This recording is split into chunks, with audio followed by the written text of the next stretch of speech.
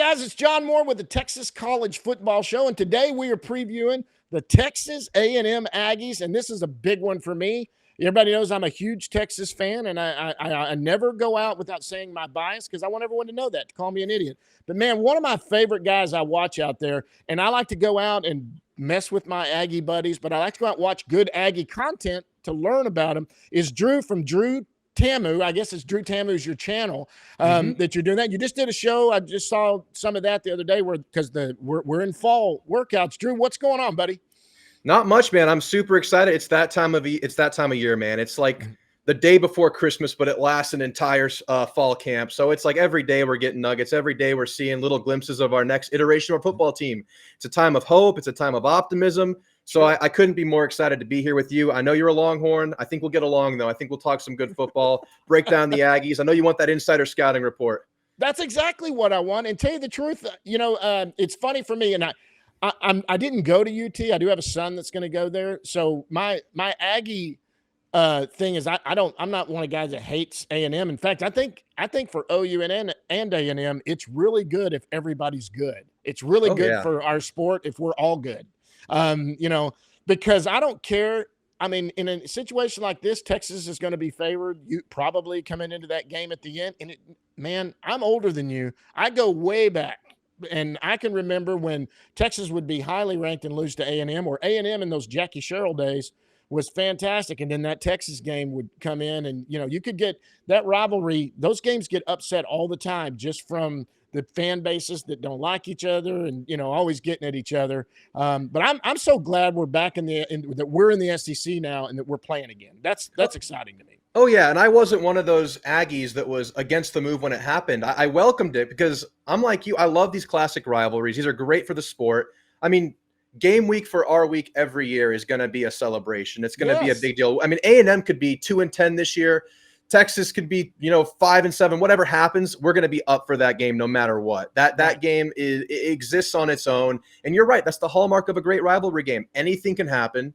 It doesn't matter who the favorite is. It doesn't matter who's home or away. Expect wackiness. Like, look at the Iron Bowl. Look at the Ohio State-Michigan game. It's on that level. And I couldn't be more happy to have it back. And I'm glad I get to follow Texas hands-on again and talk Texas football and, break down them alongside the Aggies, knowing we're actually going to play in the season. That feels really good. Well, Drew, tell me about Drew TAMU, the channel. Tell me about this. How did you get into this? You're obviously did you go to A&M?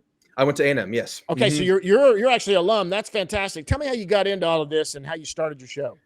Yeah, man. Really what it was is I got really into A&M football after graduating. I graduated in 2019. I'm a little bit older than that graduation year, but I don't know what exactly it was. I just got more and more into it. As I left college, I missed it. And I guess football was just my outlet to reconnect with the school. And I found myself just with all of these thoughts about football. And I'm like, I'm too into this sport to not share it with people. I'm too into this thing. I think about it too much to not have an outlet to share it. And it turns out there's a lot of people that feel the same way. Surprise, surprise. This is college football. We have some of the craziest fans in the world. So I just, decided to pop a video once, and it did pretty well and got some good comments, and the back and forth with the 12th man and other fan bases has been fantastic. And, enough to fuel me and keep going and going. And I'm not going to stop. And it's been growing, and that's been really good. But quite honestly, I would still be doing it without the growth because I just love talking football. I love talking A&M football. And now I'm trying to reach out a little bit. And I made a Notre Dame video recently. I made an LSU video recently. I have a Texas video coming out because I just love this sport. And you know what? I'm going to keep doing it. It's so much fun. And I love my Aggies, man. Yeah, and and for me too. So I'm a huge college football fan. I love college football. I know a lot of college football, but breaking down these teams, I know a little more about A&M than I do most schools in the state of Texas. For those that don't know, I'm covering all the FBS schools in the state of Texas. There are 13 that are technically eligible to play in the college football playoffs. They come from the Sun Belt Conference, and the Conference USA down to Big 12, and of course Texas and A&M are both in the SEC. So I want to break them down every week and do that. But I know a lot about football. I played football and baseball growing up, both at Duncanville High School many years ago, back before Duncanville was a powerhouse. I played ball back there, but it was great to get people on that cover these teams because it's a great contact. This season, if I see A&M has an injury or whatever, and I can message you and go, Drew, what is up? Who do y'all got coming, or what's going? And you go, yeah, that's going to stink, or no, it's not. We got a good kid that's back. I don't know that. I don't know the depth chart like you're going to know the depth chart. And Right. that, and boy, the UTSA guy was good. The UTEP kid's good. There's a Oh, lot yeah. of people that cover these teams that are passionate about their teams, and that's what I want. And, I'm going to do my countdown, but during the year, I want to get together every once in a while when a big game's coming up, A&M, LSU, something like that, jump on for 20 minutes and, hey, what do you break it down? What do you think's going to happen this week? Do something like that and have Absolutely. you on there, because I'm excited. I'm excited for this one. I've been looking forward to this tonight because I get to poke at my Aggies, but unfortunately I don't get to poke at them much because I'm thinking some good things here. So your channel's great, and I'm glad you got it going. Thank you, man. Yeah, and it's funny. I mean, my brother's a Longhorn, house divided here, and telling me the same thing a little bit. And I'm like, okay, I want you to pump the brakes a little bit because, we've had some promising preseasons that resulted in not so much. But you know what, John? I'm with you. I mean, there's some positive stuff around this program. And it's great to talk about it with you. It's great to bring these Texas schools together and really just, I like what you're doing here. You have the one-stop shop for all the schools that are close by, close to home. So I'd be happy to jump back on for that, LSU game, a Notre Dame game, the Texas game. I know you have people probably lining up for that one, but I think what you're doing is great. What? I think you and Ghost and we ought to jump on and y'all will probably do something yourselves and maybe jump on this one too to kind of preview the week and what we think and all of that. I think it would be a lot of fun. And the thing with the Aggie program, we're going to start off with this right now that I think is impressive that has happened is, and this is a great, and Aggies have a reason to be excited because truthfully, no one expects Texas A&M to win the SEC, but you could.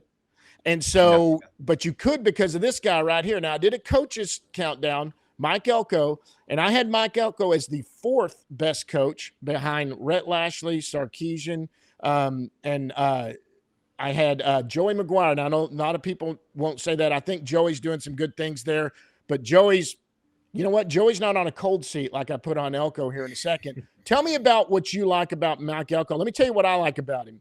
First of all, he's a defensive guy. Some of the best coaches that have won a lot of national championships are defensive guys. But what he did last year, I did not expect A&M to go 8-4. I kind of thought new guys, lost a lot of those transfers, got a late start getting people in here, still managed to go 8-4, just didn't really have any blow-up games at all. And then this recruiting class and transfer portal this year, this guy's drawing talent. Yeah, I'm totally with you. On Elko, obviously, he had a previous stint here at A&M as the DC, moved on to Duke. And in the time he was at Duke, we were in the tail end of that Jimbo Fisher era. And as things were going south, the writing was kind of on the wall. And I thought we were going to miss Elko. I thought we were going to be a year off of Elko getting the big job. I thought Elko was maybe going to get taken by the time that opening came up at A&M. So I was overjoyed when we landed on Elko, and that whole ordeal, that's a video in its own right, the whole Mark Stoops debacle. But we land on Elko, and I am so with you. So last year, the 2024 season was a season that me and many other Aggies looked at as an opportunity because that was the culmination of that 2022 class, that was the greatest recruiting class of all time. And, we could talk about that one too later, but not right now. But that class was so great. And it's like, okay, we get Jimbo into this year. And, even if things aren't going great, man, we have all these players. But to your point, they transferred out. You lose a lot of them. Big reset. Year one of a coach. And I was totally with you. You're sitting there at 7-1 after losing that opener to Notre Dame. And you can't help but be overjoyed and think, oh, my goodness, our path to the playoff is in front of us in a year one. And I would say that it was a great year that is somewhat clouded by a late collapse to a lot of Aggies. But if you look at it as a whole, if you look at the opportunities that A&M played themselves into in a coach's year one, which is rare, you can't help but look back and say you made some real progress. Because I think part of that progress was changing from that old guard to the new guard, changing habits, increasing accountability. And we've heard time and time again that was Elko's mantra coming in, changing those habits. And I think he did a lot of that. Well, let's go. Let me show everybody what the coach's seating chart was. So I put this out, and there was a little video I put out the other day of the 13 coaches. if you're on the hot seat, which is put up or else. If you're on the warm seat, maybe you're not hearing it, but there's grumblings behind your back within the administration or the university. If you're on the cool seat, they love you and you're good. But man, this could be a year that could really kind of, maybe it starts to warm up if they don't, because they're expecting things. And then the cold seat means, barring some sexual assault charges or something weird like that, you're probably just, and there's no reason, especially a year two guy on a couple of them. I had 7 guys as cold. I think I had 3 guys cool. And then I had 2 guys on the warm seat, 1 on the hot seat. And I had Mike Elko on the coldest seat there is. He's on one of the cold seats like Sark. The A&M has to be thrilled. That guy, with what he's doing there, barring a just major collapse, which will not happen, I don't think, Mike Elko, they love what they're seeing there. Yeah, I totally agree. And on top of that, we're still in that honeymoon phase. It's year 2. It's like you're excited to get to a year 2 in a new coaching tenure because you're not playing from behind anymore. You really get to see what this coaching staff is about. And that goes for the coordinators as well that Elko brought to the program, all the position coaches. And so, yeah, this is the real test where we start, adding data to that whole coach's seat perspective. So absolutely cold seat. I'll say this about A&M, though. I think at this point, with how A&M is recruited over the past 8 years or so, pretty much, really, to be fair, since Johnny Manziel, that A&M has what it takes to contend at the top. A&M has the infrastructure, the facilities, the money, without a doubt. You just need the right pilot. So we're waiting for this to be the guy. We're hoping this is the guy. And we're all just sitting very, very hopefully at this point going into year 2. But on the other side of that token, I mean, knowing all of that, the collapse would bring a lot of, you mentioned the collapse. The collapse would change things. So there is that pressure there. There is that, okay, we have the players, you have what you need. Expectations. There's expectations. Those bring expectations. So that's there too. But you're absolutely right. It's no worries going into week 1. I don't want to do it, but I think 8-4 would be acceptable, but not comfortable, if you know what I mean. It wouldn't even put them on the warm seat. But we're looking to do better than that now. Yeah, I think so. And quite honestly, it's A&M.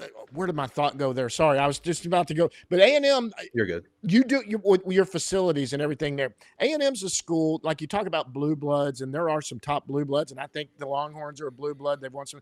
A&M is one of those schools that it takes one time. You win a national title one year with the facilities, money, backing, and student body, and the fans. It could easily turn into that job where coaches are seeking. Right. And coaches seek this job anyway. It's an SEC, but you're not, you're not a middle of the pack SEC team. You're a team that teeters right there, ready to go on that top and get there. It takes the right guy to get there. And I'm in fear as a Longhorn fan. This may be the guy. I really do. Let's look at what happened last year at the record last year. And a couple of games I thought were big ones, notable ones. Last year, you guys were 8-5, 5-3 in the SEC, playing to go to the SEC championship against the Longhorns. I don't think anyone saw that at the beginning of the year, in year 1 of Mike Elko. I thought that win at Florida was huge. Of course, the 2 big wins against LSU and Missouri to me were just especially what y'all did to Missouri. Missouri coming in there ranked at the time. They were ranked in the top 10, I think. They ended up 19 by the end of the year. But man, oh man, those to me were key notable wins last year. What about you? Talk about some of the games that were notable, whether they were wins or losses. Yeah, you named the 3 right there. The Florida game on the road, down a quarterback, Marcel Reed's first start. I'm sure we'll talk more about him later. That was quite admirable. I mean, just to have a first-year starter on the road win you a game. Yeah. And then those 2 big ones, obviously top 10 wins, but unfortunately the brain goes right to the losses because the ones that sting are the ones that you remember.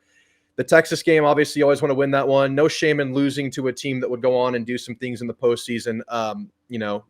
Still sucks. Not happy about it. But the Auburn game and the South Carolina game are the ones that you just have nightmares about, especially the Auburn one. And you mentioned the fact that A&M had an SEC trip on the line in that Texas game. Win that game, you're in. Yep. But you could have said the same thing for that Auburn game in a much lower stakes game, in a much lesser opposition across from you. Because you win any of those last 3, you're sitting there in Atlanta, maybe rematching Texas no matter what happens in that game. Absolutely. So, just not taking care of business. And Elko talked about how we were able to handle things when we were kind of hunting, when you were maybe the underdog. But when you became that favorite in those later games, you crumbled. You didn't finish. And that's going to be a mantra this year, is finishing that fight. That's exactly what I believe. All right, let's go to the offensive side of the ball. Now, I ranked the quarterbacks.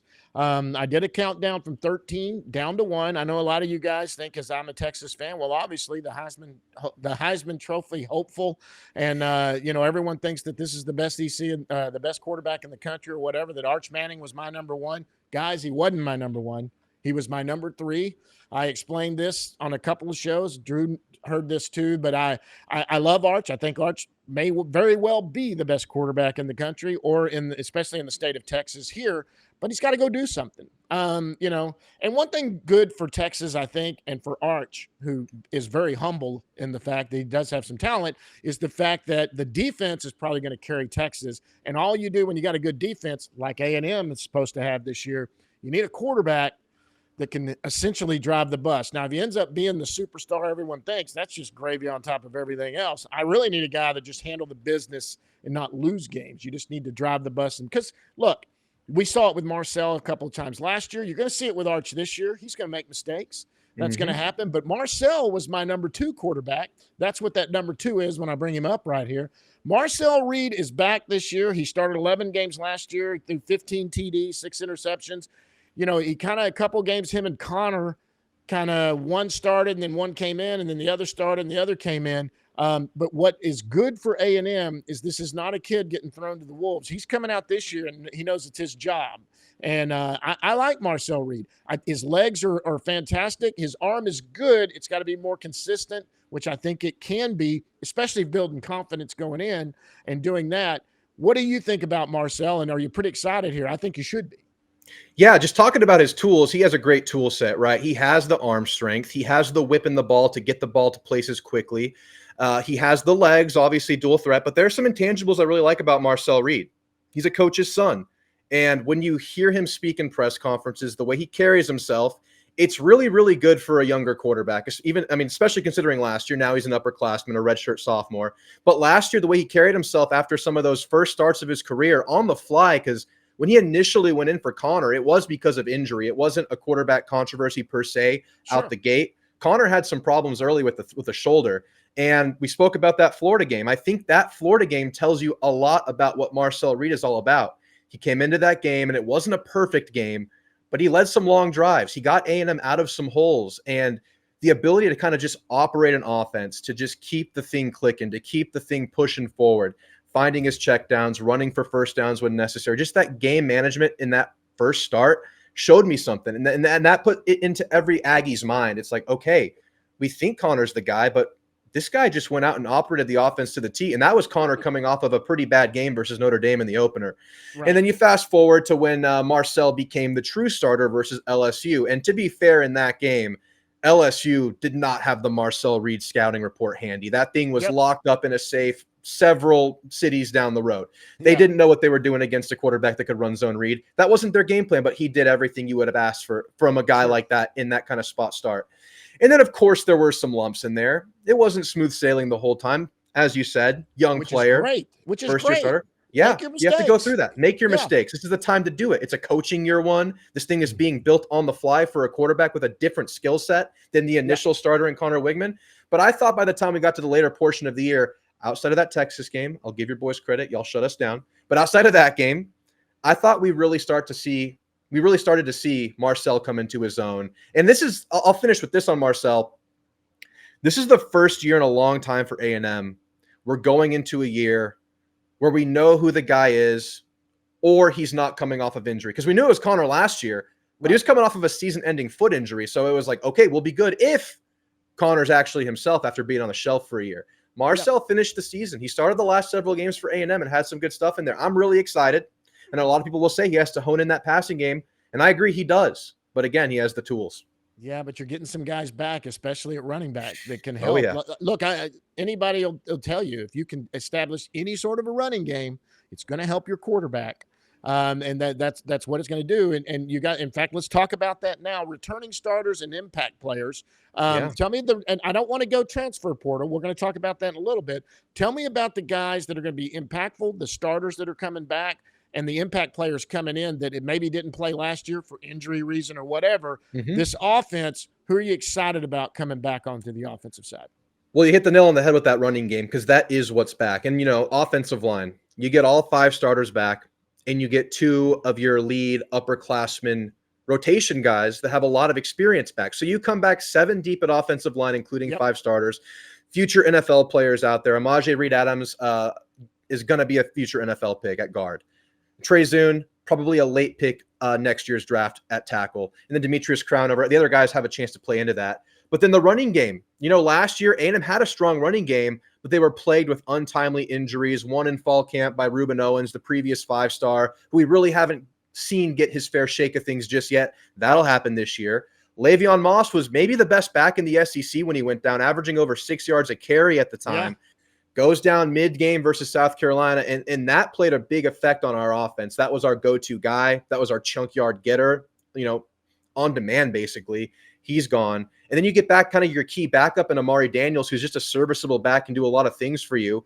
And then you have more depth in that room. You bring in 2 freshmen. You would have loved to have 2 freshmen to round out that room last year where you ended up being very shallow. And then you still have a mature depth piece in E.J. Smith, Emmett's son. So there's a lot of things to like about this running game. And, of course, the protection that offensive line can bring to you. You have an older tight end in Theo Melanorstroom. He's a player who came over from Sweden, an early classifier from Sweden. So quite the hurdle to get into American football as a younger dude. But now we get to see the culmination of work. This will be his 4th year as senior, and we're hoping to get some stuff from him too. Yeah, and that running back with Owens and Moss coming back. And look, I hate it. I hate injuries. I can't stand them. When I play A&M this year, and hopefully we kick A&M's, you know what? I want A&M healthier than all get up. Of course.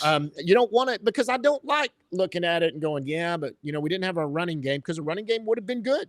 Against Texas, because Texas had a great defense. They're going to have a great defense this year. But that you still want the healthy. We didn't play Lagway. DJ Lagway was hurt when Texas just manhandled them, and I have to look back at it and go, yeah, well, they didn't have Lagway, and Texas was a better team than Florida, but Lagway was big. I hate injuries. I never want to see an injury. I want to be playing your best, and if you kick my butt, hats off. If I kick yours, I can go, ha, we had a better team. That's exactly. And John, I'll add this as well to that injury note you just threw in there. So we were holding our breath, and this is recent news. We were holding our breath this fall camp because, Le'Veon Moss's injury looked bad when it happened versus South Carolina. The full body, the full weight into his knee, a planted knee versus South Carolina going on the sideline. But he was out there practicing practice 1. And I think many of us anticipated that would take several weeks for him to be full go. We thought it'd be a ramp up maybe leading into week 3 versus Notre Dame. And it probably still is to a degree. Sure. But to see him out there day 1 of practice, at least to me and a few other Aggies I talked to, that's a pretty big deal because that's kind of the X factor for the year, I think, is his health. Yeah, absolutely. And Texas has a similar thing with Baxter, who got hurt in preseason last year, who was a 5-star coming in. They got Weisner coming in, but y'all got, you've got Moss that can kind of lead the way to bring in Owens and Daniels. And exactly. Because we saw it last year when those backups were the lead guys and we had to rely on them. You didn't have that tandem. You didn't have the fresh legs at all time when you're not your complete unit. We call it the coaching staff has labeled them the stable. You really won't see a running back at A&M under this staff in this room get more than maybe 3 or 4 plays in a row because they rotate constantly. And that was to our benefit. Fresh legs out there means something. Yeah, if somebody breaks off 20, 30 yards, he runs to the sideline to catch his breath, and the next guy comes in, and maybe he's a little more scattery, or maybe that's what every team wants. Texas, I hope, has that this year. I want to see that running back room improve, although Weisner did a great job. You need that guy, too, that just ducks his head and gets you that extra yard when you think you need it. Now let's go to the defensive side of the ball. Who's coming back on the defense? It's going to be a good look. Elko is known for. Does Elko call the plays on defense? He didn't before, but from all accounts and the questions that have been asked to him, it sounds like he's taking that hands-on approach this year. That is a big shift in A&M defense this year compared to before. That's great. So tell me about the players. Who are the players coming back that you're excited about? Obviously, York is one that's going to – I mean, is he a first-rounder? I think he is. I mean, he's – So the size there have been rumblings of that, but I would think he's probably going to be limited because of his size. I know he has the intangibles, the cerebral aspect of the game of an NFL linebacker, 100%. He can see plays before it happens. He's the guy that knows the opponent's playbook better than they do, so to speak. But obviously the core of that defense. And in fact, I'll throw Scooby Williams in, the guy that starts next to him at outside linebacker. That's a big tandem because Torian, his first year, he started next to now NFL starter Edgerrin Cooper for the Packers. And that was an absolute ground coverer. And that guy really helped Torian York, but Torian helped Edgerrin out by taking some of that cerebral aspect out of the game. So Torian will help the whole defense with that. But the starters I'm really excited to see is this secondary that struggled last year. And I know, why are you excited for a unit that struggled last year? You get a room with people that have gone through that, with people who are a bunch of seniors and upperclassmen, and you're getting into a Mike Elko year 2 system familiarity. And if you look at Elko's track record, his defenses, specifically his passing defense, statistically has improved year on year everywhere he's been. So I'm excited to see a Bryce Anderson out there, a guy who played nickel his sophomore year, played really well in the role, moved back to safety last year, and that did not go smoothly for Bryce. And I expect a big turnaround for him this year because he showed it before in a different position. And now he played safety in high school, back to that position. Let's see how he does. There's a Dalton Brooks out there who I think has all the NFL measurables you could ask for in a strong safety. You have Marcus Radcliffe, who's a guy who is another safety. You have a 3-man, maybe 4-man if a young guy pops at safety. And then at corner, you have Will Lee, who he could legitimately be a first-rounder next year because you'll have the opportunity going up against Arch, going up against Lagway, going up against Sellers and all those receivers.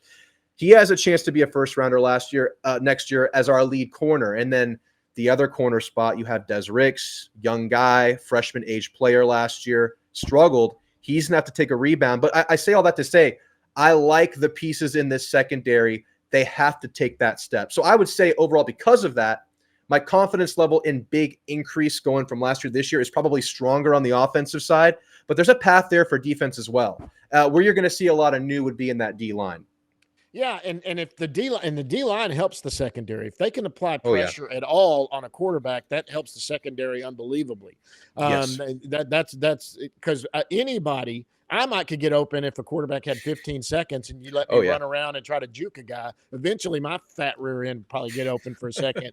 But when there's pressure on a quarterback, that's when mistakes make. So that defensive line really helps your secondary. But your guys are coming back and they all have experience.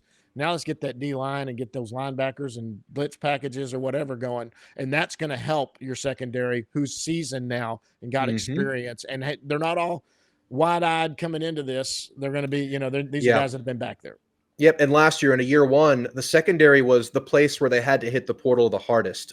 You had, it was a hodgepodge of players from across the country getting together, jumping in this A&M secondary that in a player interview yesterday, the kid was asked one word to describe Mike Elko's defense as a safety, and he used the word complicated. So getting that language in, getting those expectations in, getting that trust in your players around you is going to help a lot. But if you want to hear about this D-line, you got to get into the transfer talk. So I'll go ahead and give you a couple of things. Let's go. There. We're going into that now. And well, let's start with offense first. On the offensive side of the ball, tell me the impact players coming in through the transfer portal and recruiting. Are there any true freshmen that have a chance to get on the field and do something? They don't necessarily have to start. Look at Colin Simmons last year, wasn't a starter, even though he had the thing.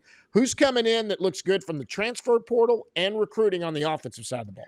Yeah, it's funny because we talked about that running game, and that's all pieces that come back. But when you get into that passing game, that's where they kind of rebuilt the thing or are dealing with young guys stepping up into bigger roles like you have to in this sport all the time. Casey Concepcion, transfer wide receiver from North Carolina State.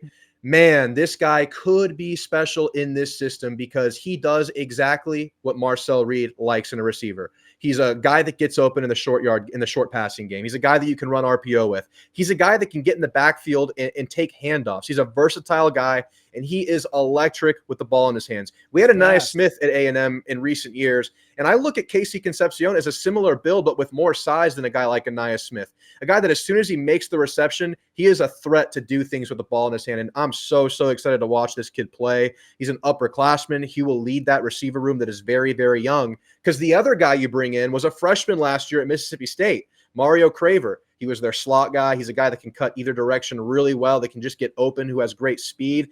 And he's another guy that Marcel Reed can play well with. When I say that, it's because Marcel Reed, if you look at his passing statistics, anything 20 yards and in, really good numbers, really good completion percentage. But when you get further out, that's where he has to work. So these guys, if Marcel's the same as last year, they really complement him well, and you hope it expands. But those two guys are the key transfers on this offense. If you're looking at a freshman, I'll name a couple guys. One's a freshman that's coming in, and Jerome Miles, 5-star receiver coming in, big bodied, and we don't have a lot of big body receivers. He's 6'2", 220 as a freshman, looks real agile for that size. He could be a guy that plays a role. We're getting rumblings of TK Norman out of nowhere. He had a pretty good spring, another incoming freshman, 6 foot. He came in at 160. He's already up to 180. He's a guy that I have no choice but to put on my radar now after what all these players are saying about him. One of those deals where you just don't know what you're going to get in college football sometime.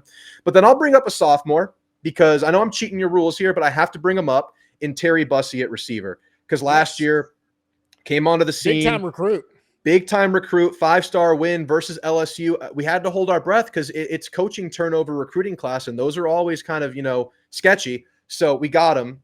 Did a lot last year, but kind of dealt with some injuries, never really found his footing, moving to receiver for the first time. Now with that year under his belt, I expect things to go much smoother for Terry Bussey. So those are all guys that could be absolute weapons. We really cashed in on the playmaker department in the portal and in the incoming class.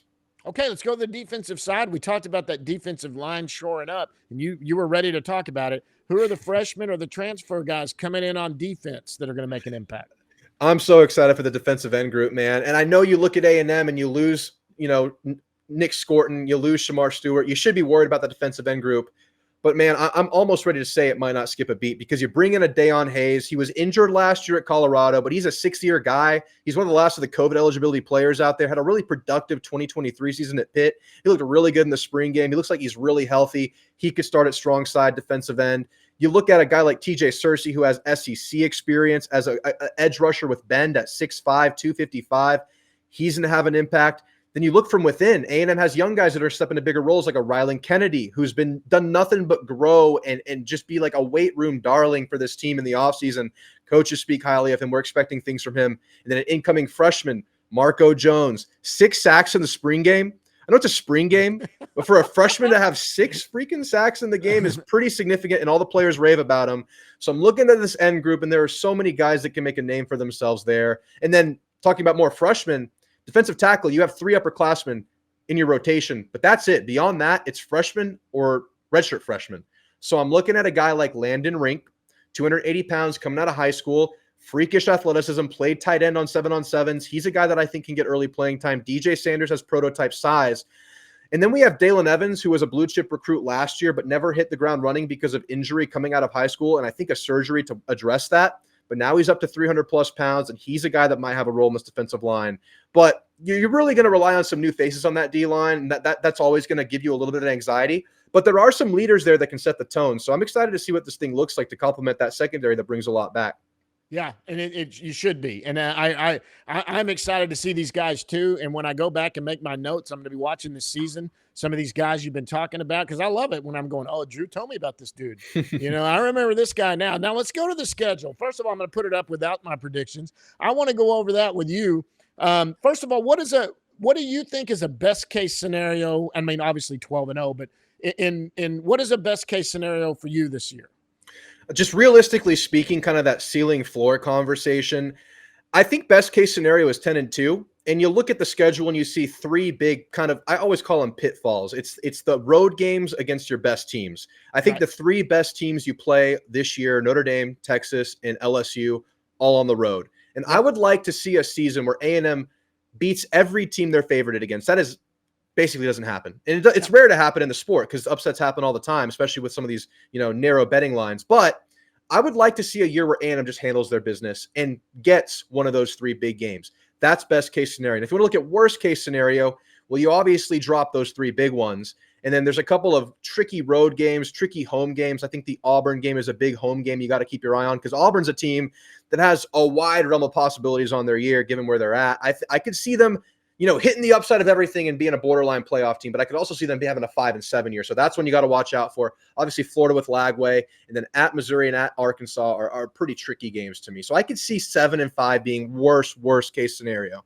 Okay, and that's a good analysis. And hey, that's fair. You're an A&M fan, but you're talking what it could be. It could be with anybody. Could do that too. I mean, Texas could have an 8-4, 7-5 year too if things don't go right or an injury or something like that. Here was my prediction, and I'm going to tell you right now, I toyed so bad with making this actually 10-2.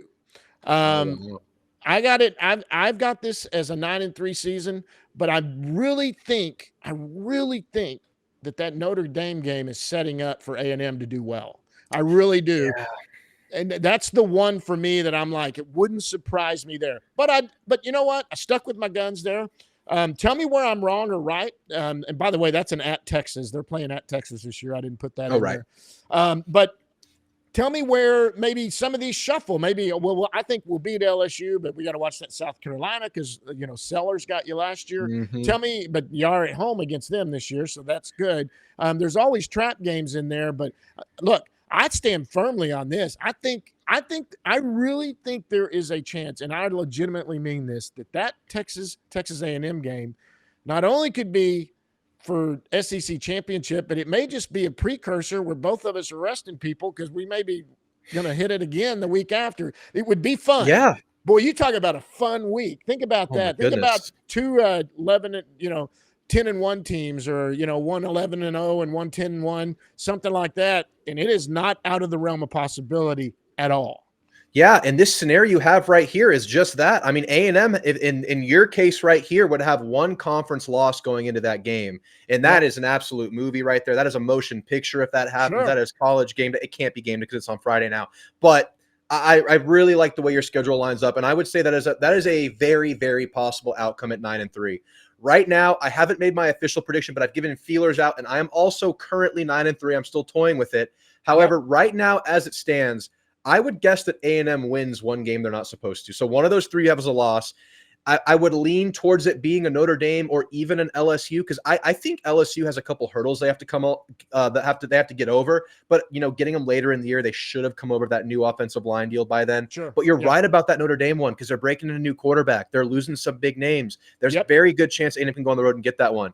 But the ones I'm looking at that could become the L's, I'm really looking at that Arkansas game. It freaks me out for some reason, John. It really does, because that game has always been a wonky, weird, turnover, special teams ridden game. But it's been in Jerry World. They get it at home now, and look where that game sits. After Florida, right before LSU. Exactly. It's sandwiched in there. It's the classic trap game against a team that really has no big aspirations on the year, but does still have some pieces. So that Arkansas game is one that I'm a little bit nervous about. And I could say a little bit of the same for Missouri as well. Yeah, and you know what? And that happens back in the Big 12. That happened too. I mean, there were those games. Kansas State used to always get Texas, and you were just favored or Oklahoma State or someone like that you should have been ahead of in that situation, but you weren't. So I know what you're fearing like that. Texas has those games too. I mean, that Florida game, Texas this year with Florida, they're going to Florida, and Lagway's going to be back. Look, I mean, I've got a good season for Texas pick, but I toyed with it too, but I really toyed with 10-2. I really think that Notre Dame game is going to favor you guys. I really do think so. And, I may that week come out after y'all started your first 2 weeks and say, well, I know I put it in the prediction, but I'm calling A&M. I think they're going to win it this week. I always reserve that right. When I give my season prediction, I always say, this is my prediction now, but I haven't seen the team yet. Things could change as we go along. And that Notre Dame game, you start 3-0, including a win on the road in South Bend. That can roll things. Exactly. That is a tone setter right there. So I'm with you there, John. I'll be texting you when that game's going on. We'll be talking about that one, because that is a huge game for the season, for the landscape as a whole. Absolutely. And I think, and it drives me nuts, because I love, when Aggies are down and we're sitting there doing, we hired Schlossnagel. That's the biggest weird. That was kind of sorry in my opinion. I mean, I like Schloss, but the way he did that, I was kind of like, God, I love having you over here, but dad gum, man. I know, man. I know. That's a whole conversation we could have there. That one left a sour taste in all of our mouths. It'll last forever. Yeah, but I think A&M's baseball program is on the rise too, and I think last year was just kind of a shock to the system for everybody. And just like Texas, who had a good year in baseball and then couldn't make it out of regionals. I mean, that's just the way it is. But football, it's the most fun. We enjoy it. We all put all our hats in the ring on football, because that's the school. That's what we want to see. But we'll take national championships in other sports, but winning the one in football is really a bragging right. And in the state of Texas, in a lot of boardrooms and all of that, there's Aggies and there's Longhorns that go at each other. And so that it's a lot of bragging rights and all of that, and it makes it fun. And Drew, this has been a blast. I mean, I appreciate you doing this. Yeah, man. Thank you so much for having me. I'm going to keep up with my Texas teams with you. I was watching the UTSA video you put out, learning about them. I like UTSA. They have some things going for them. I know the UTSA insider you had on feels really good about their team. So that'll be one where A&M has to mind their P's and Q's. But I love what you're doing, John. I can't wait to be back with you. Yeah, and I said on that that's a possible trap for A&M. I just don't think UTSA they don't have enough. But it's one of those that you could see where you get down to the end of that game and A&M wins like by 7 to 10 points when you should have won by 21 to 28. And it's just, and not because UTSA was so good. It could be you guys were getting your feelers going and, you had to shore up something because they can get a little. They did it to Texas that 1 year, 2 years ago when Texas won the Big 12. UTSA hung right with them. They played us close in 2016. We had a pretty strong year that year. They played us really close, ugly game. And yeah, I like Jeff Traylor. I like a lot of what they have going on, a lot coming back on offense.